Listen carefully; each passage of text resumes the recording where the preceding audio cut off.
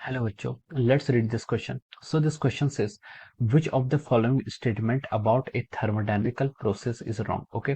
Option A में दिया आपको for an adiabatic process del E internal is equal to minus W.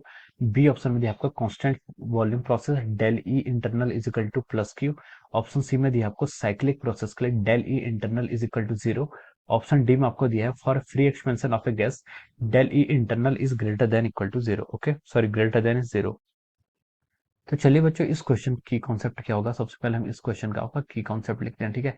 इस question में आपको देखिए डिफरेंट एडियाबैटिक प्रोसेस दी है, कांस्टेंट वॉल्यूम दी है, साइकिल दिया है, साइक्लिक प्रोसेस, फ्री एक्सपेंशन. ठीक है.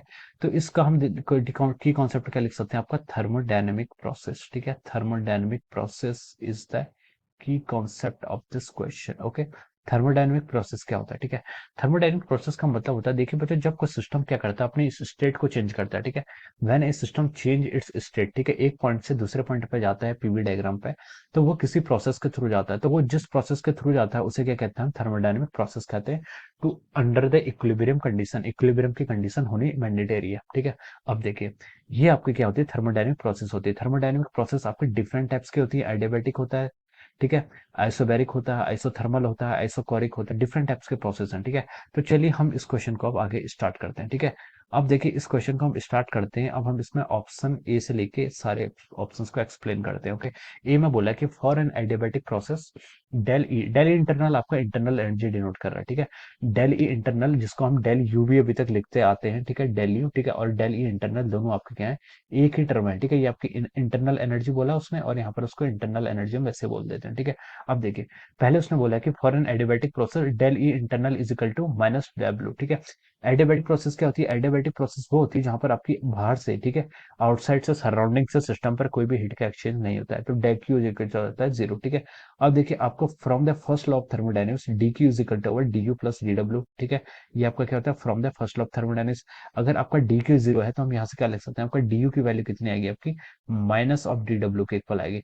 और डी यू को क्या लिख सकते हैं, हम डी यू को हम क्या लिख सकते हैं, देखिए डेल ई इंटरनल. ठीक है. डेल ई इंटरनल ये आपका किसके इक्वल आ गया, आपका माइनस डी डब्ल्यू के इक्वल आ गया फॉर एडियाबैटिक प्रोसेस. ठीक है. तो ऑप्शन ए में आपको दिया हुआ है. ठीक है. तो हम बोल सकते हैं यस, ऑप्शन ए क्या गया यहाँ पर, इसके करस्पॉन्डिंग आपका राइट हो गया. ठीक है. अब चलिए हम ऑप्शन बी की तरफ मूव करते हैं. ऑप्शन बी में इसने बोला कि फॉर कांस्टेंट वॉल्यूम प्रोसेस. ठीक है. अगर आपकी वॉल्यूम कांस्टेंट है, वॉल्यूम कांस्टेंट है यानी कि आपकी आइसोबारिक सॉरी आइसोकोरिक प्रोसेस है. ठीक है. आइसोकोरिक प्रोसेस में क्या होता है आपका, देखिए, वॉल्यूम कांस्टेंट रहेगी तो हम बोल सकते हैं, देखिए, डी डब्ल्यू क्या होता है, वर्क डन क्या होता है आपका, वर्क डन होता है आपका पीडीवी का इंटीग्रेशन. ठीक है. सॉरी, ये आपका डब्ल्यू के इक्वल होगा. ठीक है. यहाँ से हम लिख सकते हैं, देखिए, W is equal to integration of PDV. ठीक है. ये आपका वर्क डन होता है. ठीक है. अगर आपका वॉल्यूम ही कांस्टेंट है तो हम क्या बोल सकते हैं, यहाँ से वॉल्यूम तो चेंज ही नहीं हुआ, वॉल्यूम चेंज नहीं हुआ तो वर्क डन कितना होगा, आपका जीरो के इक्वल होगा. ठीक है. तो हम लिख सकते हैं, देखिए, from the first law of thermodynamics D Q is equal to D U plus D W होता है. ठीक है. और यहाँ से डी डब्ल्यू तो आपका जीरो हो गया, तो हम लिख सकते हैं आपका डी क्यू किसके इक्वल आ गया, आपका डी यू के इक्वल आ गया. ठीक है.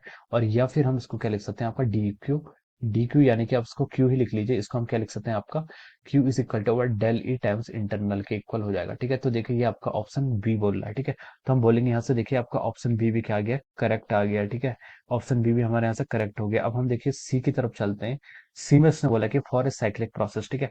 देखिए, साइक्लिक प्रोसेस क्या होती है, साइक्लिक प्रोसेस होती है, साइक्लिक प्रोसेस वो होती है जो आपकी इनिशियल, जहां से इनिशियल स्टार्ट होती है. ठीक है. मान लीजिए ये इस तरीके से गया. ठीक है. ये आपका इस तरीके से गया, और ये आपका फाइनली अपने इनिशियल और फाइनल पॉइंट जहां पर इसके कोइंसाइड कर जाते हैं, उसे हम क्या बोलते हैं, साइक्लिक प्रोसेस बोल देते हैं. ठीक है. तो देखिए, साइक्लिक प्रोसेस में क्या होता है, देखिए, वर्क होता है आपका, हीट होता है, ये सब तो पाथ फंक्शन है. लेकिन इंटरनल एनर्जी आपका क्या होता है कि स्टेट फंक्शन होता है, जो कि आपके इनिशियल और फाइनल कंडीशन पर ही डिपेंड करता है. ठीक है.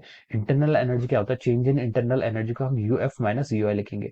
अगर आपकी साइक्लिक प्रोसेस है तो यू आई और यूएफ तो कोइंसाइड कर जाएंगे, तो इसका मतलब है कि आपका ये आपका जीरो के इक्वल आ जाएगा. ठीक है. कोइंसाइड कर जाएंगे तो हम यहाँ से लिख सकते हैं, जो आपका इंटरनल एनर्जी यानी कि ई एन टी आपका आ रहा है, ये किसके इक्वल आ रहा है, this is coming out to be equal to zero. ठीक है. तो हम बोल सकते हैं, देखिए, आपका ऑप्शन सी भी क्या आ गया, यहाँ से करेक्ट आ गया. ठीक है.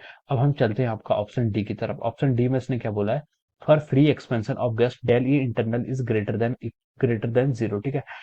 फ्री एक्सपेंशन में आपका जो इंटरनल एनर्जी वो जीरो के इक्वल होती है, ठीक है। तो देखिए पहले तो हम ये समझते हैं फ्री एक्सपेंशन आपका होता क्या है, ठीक है। तो देखिए जो आपका फ्री एक्सपेंशन होता है, फ्री एक्सपेंशन का मतलब होता है आपका जहां पर आपका जो सिस्टम होता है वो आइसोलेटेड होता है। आइसोलेटेड होता है तो आपका डेल क्यू कितना होगा, जीरो होगा। डेल क्यू आपका जीरो होगा, ठीक है। और इसका आपका टेम्परेचर भी क्या रहता है, कांस्टेंट रहता है। टेम्परेचर कांस्टेंट रहता है तो हम बोल सकते हैं कि आपकी डेल यू की वैल्यू भी कितनी होगी, जीरो होगी, ठीक है। अगर देखिए हमें from the first law of thermodynamics पता है del Q is equal to our del U plus of our del W होता है, ठीक है। अगर आपका डेल क्यू जीरो है, डेल यू भी जीरो है, तो हम लिख सकते हैं डेल डब्ल्यू की वैल्यू भी कितनी आएगी आपके यहाँ से, जीरो के इक्वल आ जाएगी, ठीक है। तो ये आपका आ जाएगा यहाँ से क्या, फ्री एक्सपेंशन प्रोसेस में, ठीक है। फ्री एक्सपेंशन में होता क्या है, जैसे ना फ्री एक्सपेंशन ऐसा होता है जैसे आपका कोई सिस्टम है, ठीक है। अगर आपने इसमें एक साइड को कंपार्टमेंट बना दिया, ठीक है। कंपार्टमेंट, एक साइड को एक गैसेस है बहुत ही, ठीक है। दूसरा साइड पर आपकी वैक्यूम है। अगर आप यहाँ से ऑरिफिस क्रिएट कर देते हैं या फिर सडनली इसको आप क्या कर देते हैं, हटा देते हैं, तो सारी गैस क्या हो जाएगी, इस इस रीजन से पूरे रीजन में चला जाएगा। डिफ्यूजन प्रोसेस होता है ना, जैसे आप एक रूम पे परफ्यूम छिड़क देते हैं तो परफ्यूम की क्या प्रॉपर्टी होती है, वो पूरे रूम पर चला जाता है, ठीक है। तो वही डिफ्यूजन होगा, तो ये आपकी पूरी प्रोसेस चली जाएगी, ठीक है। तो this are the conditions of our free expansion. तो ये आपका जीरो के इक्वल होता है, जो यहाँ पर देखिए आपका पूछा गया कि इंटरनल, ये आपका कितना होता है, जीरो के इक्वल होता है, ना कि ग्रेटर देन जीरो। तो ये आपका डी ऑप्शन क्या हो जाएगा, यहाँ से रॉन्ग हो जाएगा। और हम बोल सकते हैं इसके करस्पॉन्डिंग ऑप्शन, आपसे क्वेश्चन में क्या पूछा था कि स्टेटमेंट आपका रॉन्ग है, तो हम लिख सकते हैं यहाँ से आपका ऑप्शन डी क्या आ रहा है, इसमें रॉन्ग आ रहा है, ठीक है। Option D is the wrong answer of this question, और option D is the answer of this question, okay. Option D क्या हो जाएगा, इसका आंसर हो जाएगा, okay. So I hope you all understood this concept. All the best and thank you so much.